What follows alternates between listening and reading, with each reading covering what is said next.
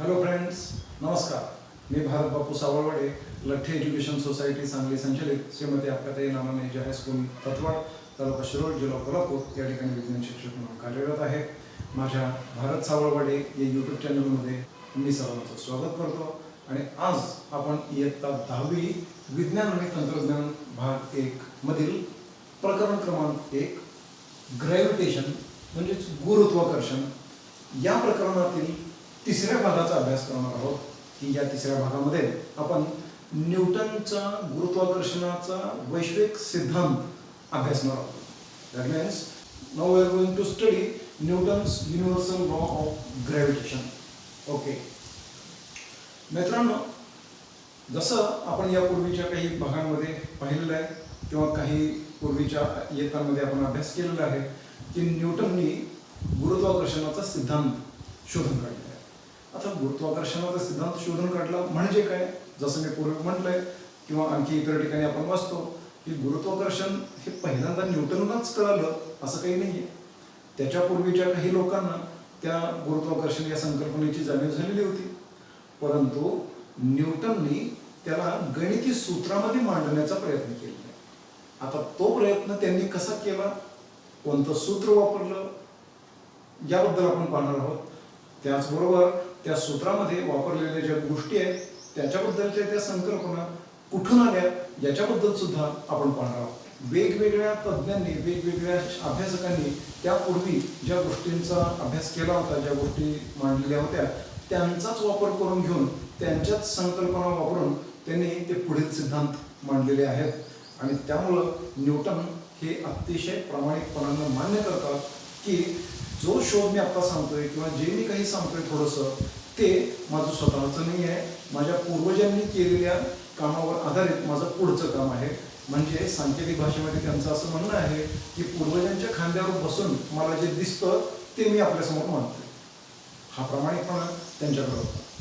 मित्रांनो, माझी सर्वांना विनंती आहे की हा संपूर्ण व्हिडिओ सगळ्यांनी अतिशय काळजीपूर्वक व्यवस्थित वाचा.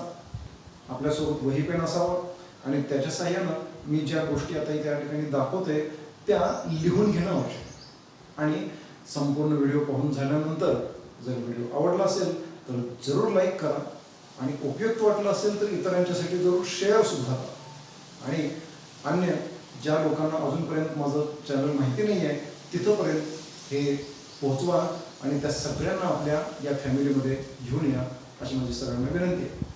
पाहूयात आपण न्यूटननी गुरुत्वाकर्षणाचा सिद्धांत कधी आणि कसा मांडला.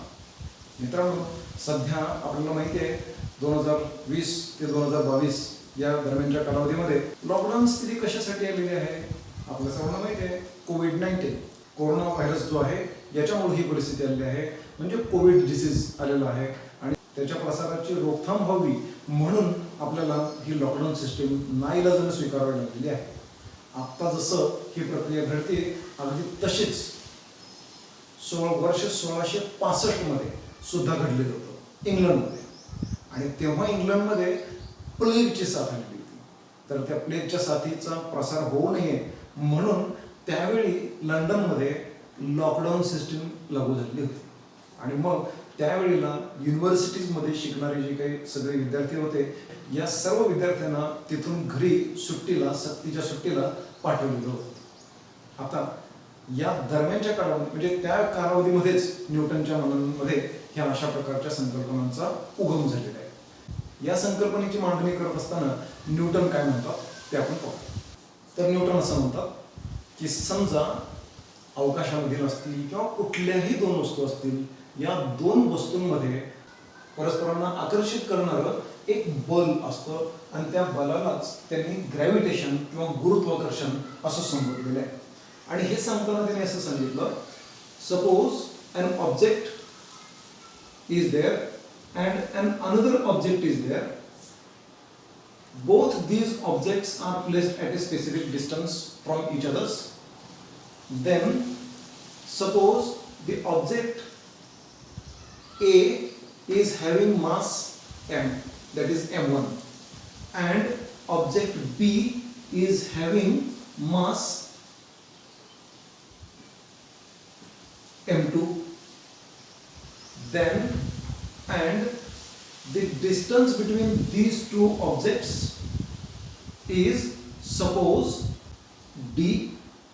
Then he proposed that the two objects attract each others towards each of them, and that force of attraction F is directly proportional to the product of their masses.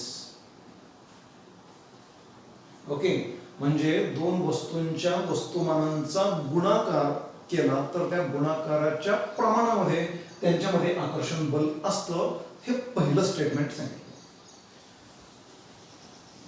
Also he stated that this force is inversely proportional to the square of the distance between these two objects.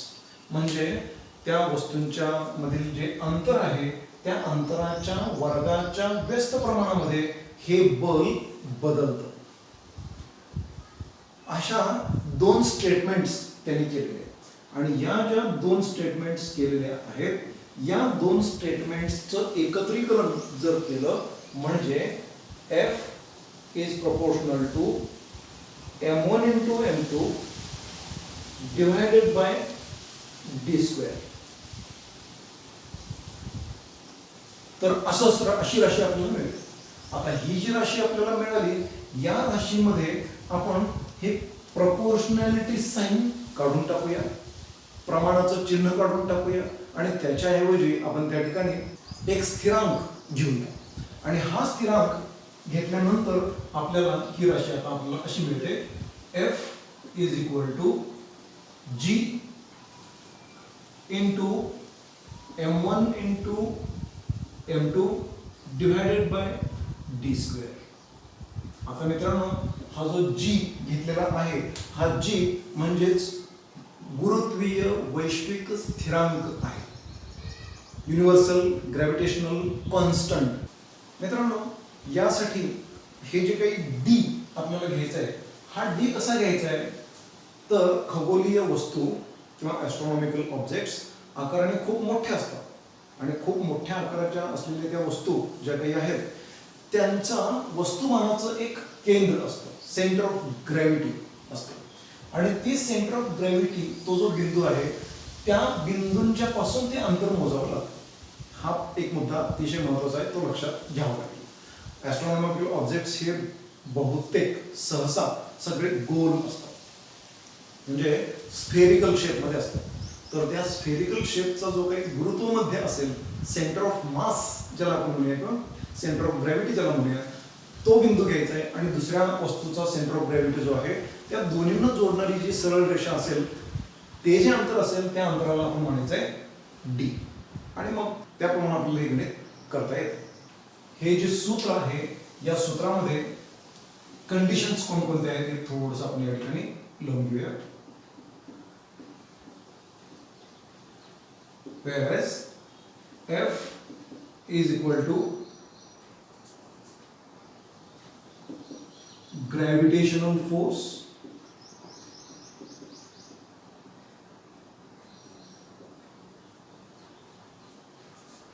between the two objects.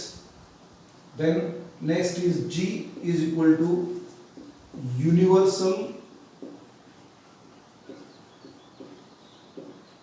gravitational constant. Then m1 will be mass of first object.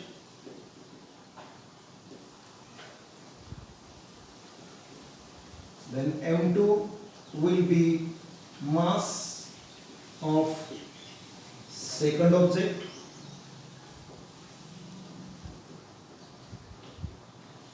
Then D is equal to distance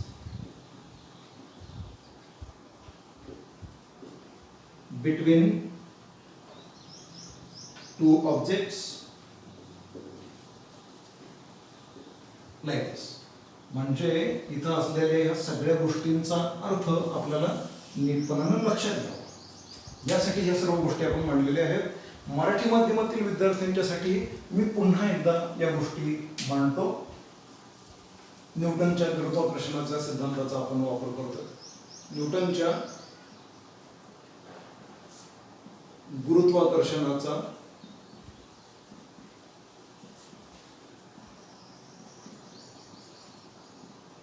सिद्धांत आपण अभ्यासतो आहोत.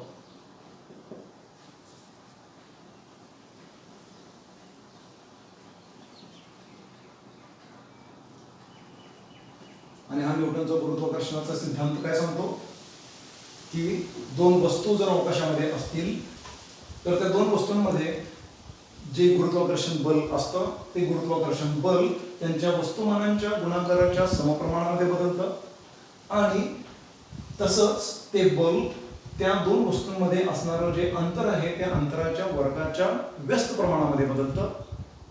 दोन्हीचं एकत्रीकरण केल्यानंतर आपल्याला या पद्धतीचं सूत्र मिळेल.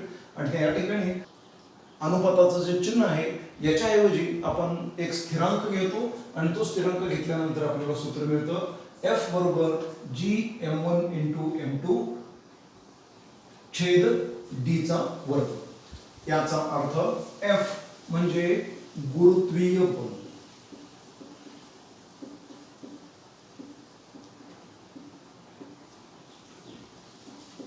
त्यानंतर G म्हणजे गुरुत्वाकर्षणाचा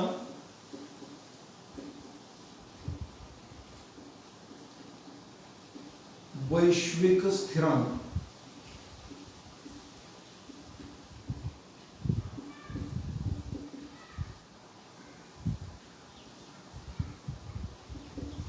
त्यानंतर M1 हे एका वस्तूचे वस्तुमान. त्यानंतर M2 म्हणजे दुसऱ्या वस्तूचे वस्तुमान.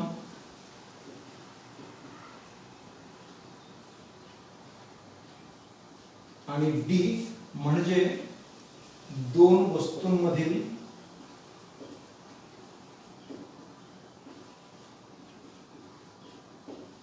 अंतर. त्या दोन वस्तूंच्या गुरुत्वीय मधील अंतर. अशा पद्धतीनं या सर्व राशींचा अर्थ आहे तो आपण सगळ्यांनी एकदा व्यवस्थितपणानं लिहून घ्या. मी हे सगळं आपल्या मांडून ठेवलेलं आहे. आता मित्रांनो या न्यूटनच्या गुरुत्वाकर्षणाच्या सिद्धांतामध्ये वापरला गेलेला जो वैश्विक गुरुत्वीय स्थिरांक आहे किंवा युनिव्हर्सल ग्रॅव्हिटेशनल कॉन्स्टंट आहे त्याचा नेमका अर्थ काय ते पाहू. या ठिकाणी G म्हणजे gravitational force acting between two unit masses. Unit mass किती घ्यायचा 1 किलोग्रॅम इतका घ्यायचा. म्हणजे दोन वस्तू आहेत दोन्हींचं वस्तुमान 1 किलोग्रॅम आहे असा घ्यायचा. त्या दोन वस्तूंच्या मध्ये जर एकक अंतर असेल that means these two objects are kept at a unit distance that is of 1 meter distance away from each others, then that force is nothing but the universal gravitational constant. तर त्याला आपण वैश्विक गुरुत्वीय स्थिरांक असं म्हणणार आहोत. परत थोडंसं इकडे लक्ष द्या. एकक वस्तुमान असलेल्या म्हणजेच प्रत्येकी 1 किलोग्रॅम इतकं त्यांचं वस्तुमान असेल आणि एकमेकांपासून एकक अंतरावर असलेल्या ते एकक अंतर म्हणजे 1 मीटर इतकं असेल. त्यांच्यामध्ये जे गुरुत्वीय बल असेल त्या गुरुत्वीय बलाला वैश्विक गुरुत्वीय स्थिरांक असं संबोधलं जातं. Now we will study further the value and SI units of universal gravitational constant. म्हणजे वैश्विक गुरुत्वीय स्थिरांकाची किंमत आणि त्याचे SI एकक कसं मांडलं जातं हे आता आपण पाहू. तर मित्रांनो आता आपण SI पद्धतीमध्ये G ची किंमत त्याच्या एककासह मांडतो.